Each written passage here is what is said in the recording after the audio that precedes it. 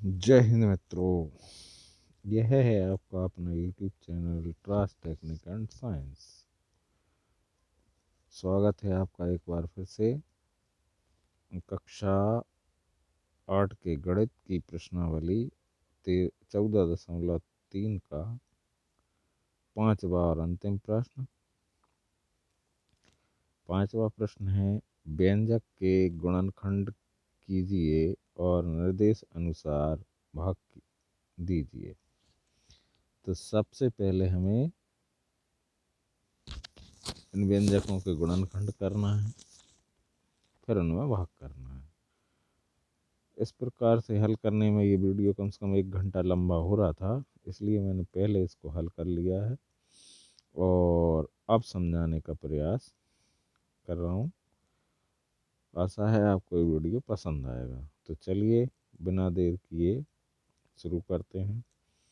पहला भाग है इस प्रश्न का, y का वर्ग धन 7y धन 10 भागित y धन 5।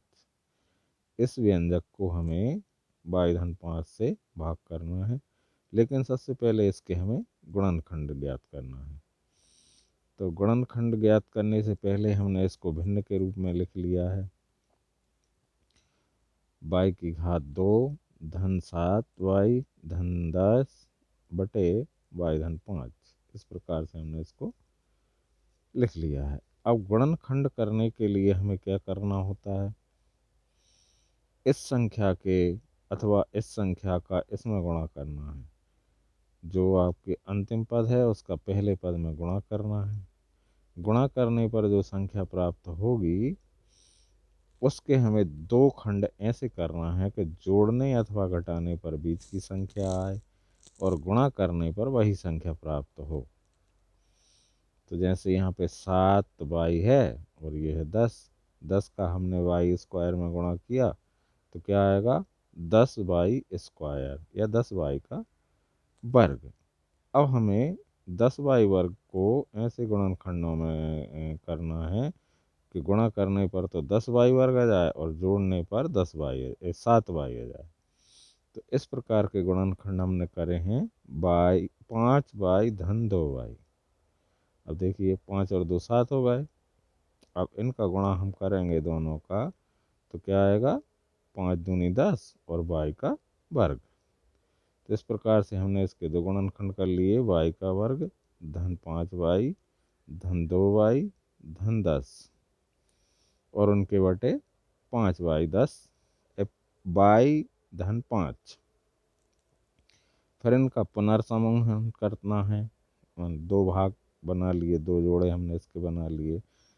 ये पहला ये इन दोनों का और दूसरा इन दोनों का, क्योंकि चारों में कोई उभयनिष्ठ संख्या नहीं है, लेकिन इन दोनों में और इन दोनों में है। इन दोनों में क्या उभयनिष्ठ है, इसमें दोनों में y उभयनिष्ठ है, तो हमने y उभयनिष्ठ ले लिया या कॉमन ले लिया। तो यहाँ पे y 2 बार है, 1 बार बचा। धन यहाँ पे y था तो y उभयनिष्ठ ले लिया, अब अकेला क्या बचा 5। यहाँ पर 2y धन 10, 2y 10 को हम लिख सकते हैं 2 गुणित 5, है ना, इस रूप में 2 गुणित 5। तो इनमें से हमने 2 उभयनिष्ठ ले लिया, तो 2 इसमें से उभयनिष्ठ ले लिया तो y बचा, और 10 में से 2 उभयनिष्ठ ले लिया तो 5 बचे, और इनके बटे y धन 5। फिर क्या करते हैं, ये दोनों कोष्ठक एक जैसे आते हैं, हमेशा एक जैसे ही आएंगे, एक जैसे अक्षर आएंगे, एक राशि आएगी और एक जैसे ही निशान आएंगे हमेशा। तो एक कोष्ठक हम उभयनिष्ठ ले लेते हैं और फिर दूसरे कोष्ठक में जो कोष्ठक के बाहर संख्या दी है बची है, हमने उभयनिष्ठ ली थी, उसको लिख देते हैं। तो एक कोष्ठक में आ गए हमारे y धन 5 ये दोनों, और एक में आ गए y धन 2 और इनके बटे y धन 5।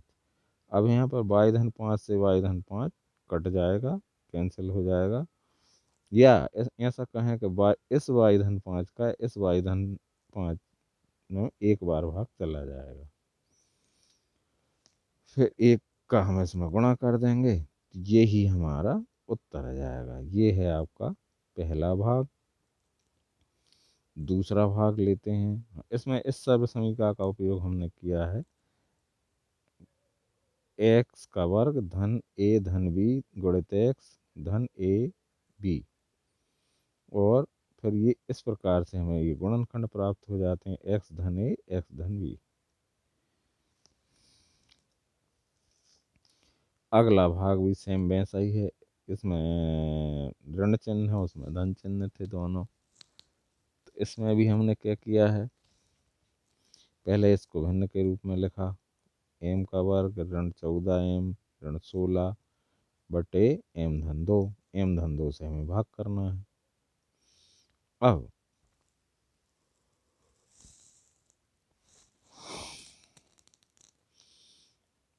हमने 32 का एम वर्ग में गुणा किया तो क्या आया 32 एम का वर्ग। अब 32 के हमें दो गुणनखंड ऐसे करना है कि गुणा करने पर 32 एम का वर्ग आए और जोड़ने अथवा घटाने पर 14 एम आए, या फिर यही वाली सर्व समीकरण का उपयोग हम कर सकते हैं। तो इसके दो गुणनखंड हमने किए, एम का वर्ग ऋण 16 एम और धन 2, इन दोनों का हम गुणा करेंगे तो क्या आएगा 16 दूनी 32 ऋण के, और एम का वर्ग आएगा एम और एम का गुणा, और इनको जोड़ेंगे तो ऋण 16 में 2 जोड़ेंगे तो ऋण 14 बचेगा, है ना। या 2 में से हम 16 घटाएंगे तो ऋण 14 बचेगा। ठीक है, अब हम इन दोनों को पुनर्समूहन कर लेते हैं। तो एक समूह इन दोनों का बना लिया और एक समूह इन दोनों का बना लिया। अब इन दोनों में से एम हमने उभयनिष्ठ ले लिया, तो इसमें 2 एम है, मतलब 2 बार एम है, तो एक बार एम बाहर आ गया, एक बार अंदर बचा, और ऋण 16 बचे यहाँ पे, यहाँ से एम निकल गया। फिर 32 को हम लिख सकते हैं 2 गुणे 16, है ना, 2 गुणे 16 या 16 दूनी 32। तो इन दोनों में से हमने 2 ओवरनेस्ट ले लिए, तो एम बचा है यहाँ पे और यहाँ पर 16 बचेंगे, है ना, बटे एम धन 2। फिर दोनों कोष्टकों में एक जैसी संख्या आ गई जो कि हमेशा आएगी, तो एक बार एक कोष्टक की संख्या लिख ली, दूसरे कोष्टक में जो बाहर उभयनिष्ठ हमने लिए थे उनको लिख लेते हैं, एम धन 2 दूसरे कोष्टक में। तो एम धन 2 से एम धन 2 कट जाएगा, क्या बचा एम ऋण 16। ये हो गया आपका उत्तर। तीसरा भाग देखते हैं। तीसरा भाग है इसका 5p का वर्ग ऋण 25p धन 20 भागित p ऋण 1।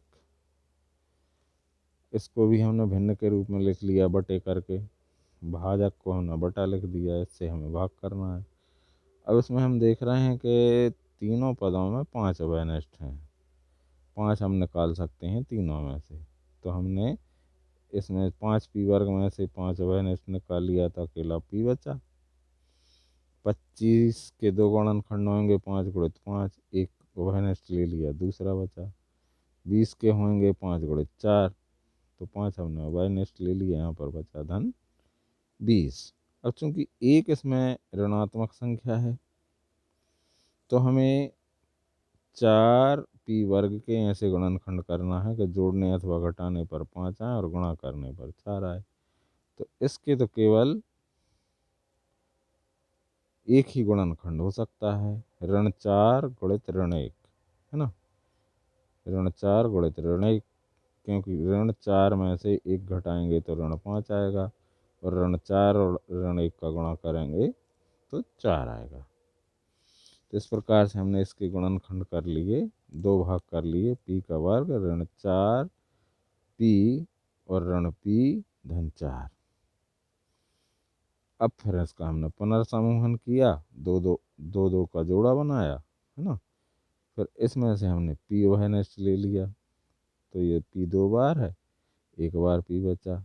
इस 4p में से p ओवरनेस्ट ले लिया तो 4 बचा। इनमें इन दोनों में से हम ऋण एक उभयनिष्ठ ले सकते हैं, क्योंकि जिसमें कुछ नहीं होता उसमें एक तो होता ही होता है। गुणा और भाग के रूप में एक हमेशा ही किसी भी संख्या के साथ होता है। तो हमने एक उभयनिष्ठ ले लिया, तो यहाँ पे p बचा और ये ऋण 4 बचा। कोष्टक के बाहर ऋण आ गया, इसलिए अंदर भी ऋण हो जाएगा और उसका बटा p ऋण 1। अब दोनों कोष्टकों में, जैसा कि हमने हर बार बता रहे हैं, कि एक जैसी ही संख्या आएगी, है ना। तो एक बार हमने कोष्टक के अंदर की संख्या लिख दी और दूसरे कोष्टक में कोष्टक के बाहर की संख्या। अंदर की संख्या है p ऋण 4 और बाहर की संख्या है p ऋण 1। तो 5 गुणित p ऋण 1 और p ऋण 4। अब यहाँ पे आप देख रहे हैं p ऋण से p ऋण कट जाएगा, तो अपना क्या बचा, 5p ऋण 4। ये इसका उत्तर हो जाएगा। चौथा भाग है 4yz गुणित z का वर्ग धन 6z धन ऋण 16 भागित 2y गुणित z धन 8। अब इसको पहले हमने भिन्न के रूप में लिखा, 2yz 4yz है ये, 4yz 4yz गुणित z का वर्ग धन 6z ऋण 16 बटे 2y गुणित z धन 8।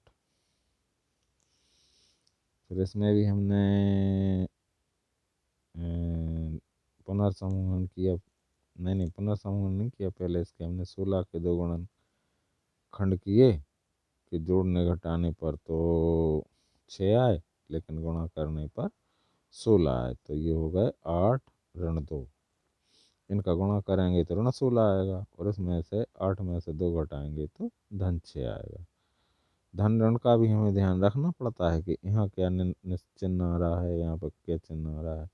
यहाँ पर ऋण चिन्ह आ रहा है तो इसका मतलब है एक जो है कोई भी गुणनखंड छोटा अथवा बड़ा जो होगा वो ऋणात्मक होगा। लेकिन यहाँ पर जो धन चिन्ह आ रहा है ये प्रदर्शित करता है कि जो बड़ी संख्या होगी वो धनात्मक होगी। तो ये बड़ा जो गुणनखंड है वो धनात्मक है, छोटा ऋणात्मक है। क्योंकि अगर ये ऋणात्मक हम ले सकते हैं, अगर लेंगे तो ये ऋणात्मक आएगा, जबकि आना चाहिए धनात्मक, है ना। इसलिए ये भी ध्यान रखना पड़ता है। तो हमने 8 जो है ना धनात्मक लिए और ऋण 2 ऋणात्मक लिए। फिर इनका पुनर्समूहन करके हमने z उभयनिष्ठ ले लिया इसमें से, तो यहाँ पे z धन 8 बचा। इसमें से 2 उभयनिष्ठ ले लिए तो ये z धन 8 ये भी बचा। ये कोष्टकों में हमेशा एक जैसी संख्या आएगी, बार बार बता रहे हैं हम आपको। फिर नीचे बटे 2y z धन 8। फिर हमने एक कोष्टक में जो है कोष्टक के अंदर वाली संख्या लिखी और एक कोष्टक में कोष्टक के बाहर वाली संख्या लिखी है। तो ये आ गया z धन 8 और z ऋण 2 और 4yz है इसमें, है ना। अब हम यहाँ पर देखते हैं कि 2 से 4 2 बार कट जाएंगे, y से y कट जाएगा, अकेला बचा 2z। 2 दूनी 4 तो 2 बचे और z, और z धन 8 से z धन 8 कट गया तो ये बचे z ऋण 2। यही हमारा उत्तर होगा। तो 5वां भाग देखते हैं। 5वां भाग है 5pq गुणित p वर्ग ऋण q वर्ग भागित 2p गुणित p धन q। ये तो और भी सरल है, इसमें तो कुछ उभयनिष्ठ लेने की आवश्यकता ही नहीं है। इसमें सीधी ये वाली सर्वसमीका हम लगा देंगे, a का वर्ग ऋण b का वर्ग बराबर a धन b गुणित a ऋण b। तो इस प्रकार से हमारा हो जाएगा पी क्यू पी ऋण क्यू और पी धन क्यू बटे 2 PQ। तो पी धन क्यू से पी धन क्यू कट गया और ये हो गया 5/2 और पी से पी कट जाएगा, यहाँ पर पी से पी कट गया तो क्यू बचा, तो ये हो गया 5/2 क्यू पी ऋण क्यू। ये उत्तर हो गया आपका, ये हो गया 5वां भाग। चलिए अब चलते हैं 6वें भाग पर। तो 6वां भाग है 12xy गणित 9x का वर्ग ऋण 16y का वर्ग भागे 4xy गणित 3x धन 4y। इसको भी हमने पहले भिन्न के रूप में लिख लिया, 12xy गुणित 9x का वर्ग ऋण 16y का वर्ग बटे 4xy गणित 3x धन 4y।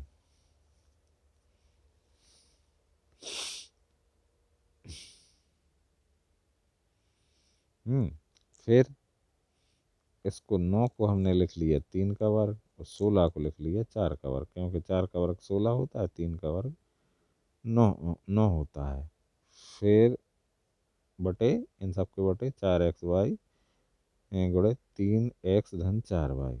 फिर क्या किया, 3 पर भी घात 2 और x पर भी घात 2, तो हमने 3x का वर्ग कर दिया इसको। यहाँ पर 4 की घात 2 और y की घात 2, तो 4y की घात 2 कर दिया। अब ये हमारे पास फिर ए का वर्ग ऋण बी का वर्ग बराबर ए धन बी और ए ऋण बी वाली सर्व समीकरण उपस्थित हो गई।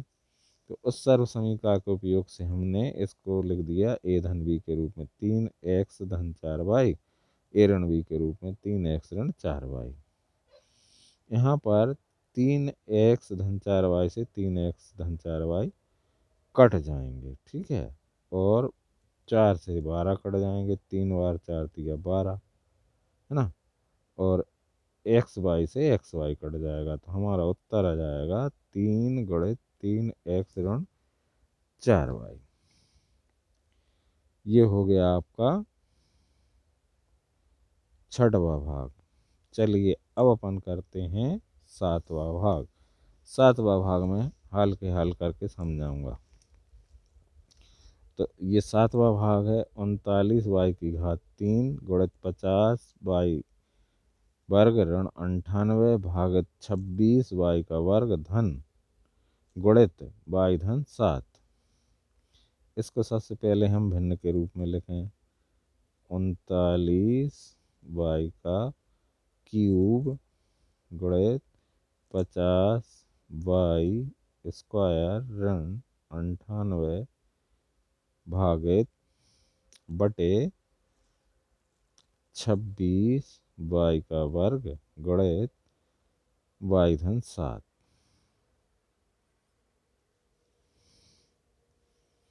ठीक है, सबसे पहले हम इसको हल कर लें।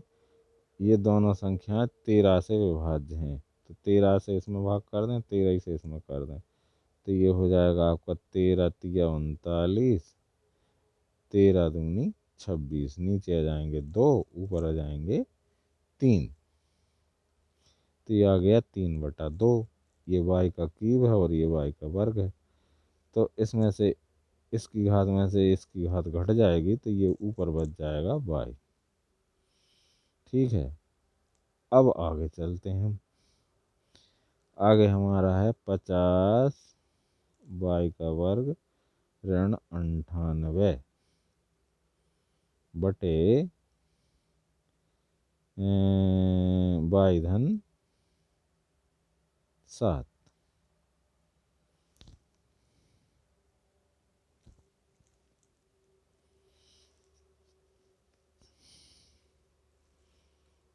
अब हम और कुछ भी इसमें कर सकते हैं, इसको यहीं छोड़िए, इसको हम लिख दें 2 गुणित 25, 50 को लिख दिया हमने। ये y धन नहीं है, ये 5y धन 7 है भाई, 5y धन 7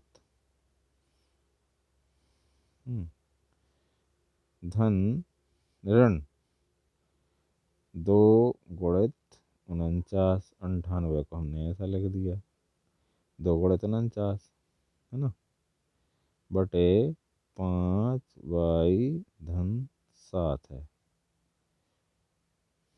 ठीक। अब हम क्या करें, इनमें से दो उभयनिष्ठ ले लें। दो हमने उभयनिष्ठ ले लिए, 3/2 y गुणित 2 हमने उभयनिष्ठ ले लिए, तो क्या बचा 25y ऋण 49 बटे 5y/7।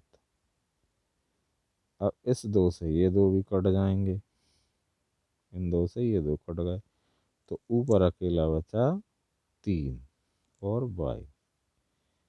अब 25 को हम लिख सकते हैं 5 का वर्ग, और y का वर्ग तो है ही वे, y का वर्ग। और 49 को क्या लिख सकते हैं हम, 7 का वर्ग। 7 का वर्ग 49 होता है, बटे 5y/7। ठीक। अब 5 वर्ग और y वर्ग को हम लिखेंगे 3y।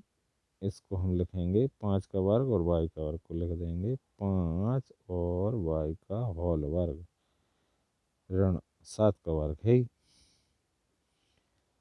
अब ये हमारे पास हो गया a का वर्ग ऋण b का वर्ग बटे 5y/7। ये हो गया a का वर्ग और ये हो गया b का वर्ग, तो इसके बराबर होता है a/b और a/b।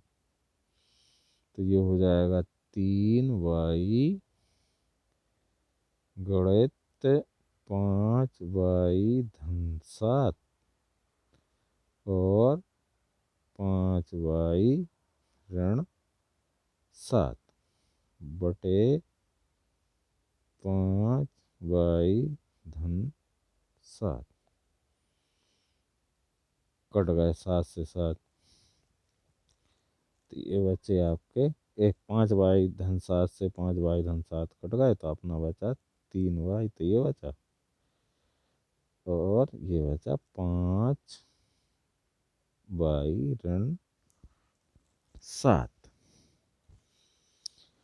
ये आपका उत्तर है। इस प्रकार से हम ये 5वां प्रश्न हल कर लेंगे, तो इसके साथ ये प्रश्नावली भी संपन्न होती है, प्रश्न भी संपन्न होता है। मिलते हैं अगले प्रश्न अगली प्रश्नावली के साथ, तब तक के लिए जय हिंद, वंदे मातरम।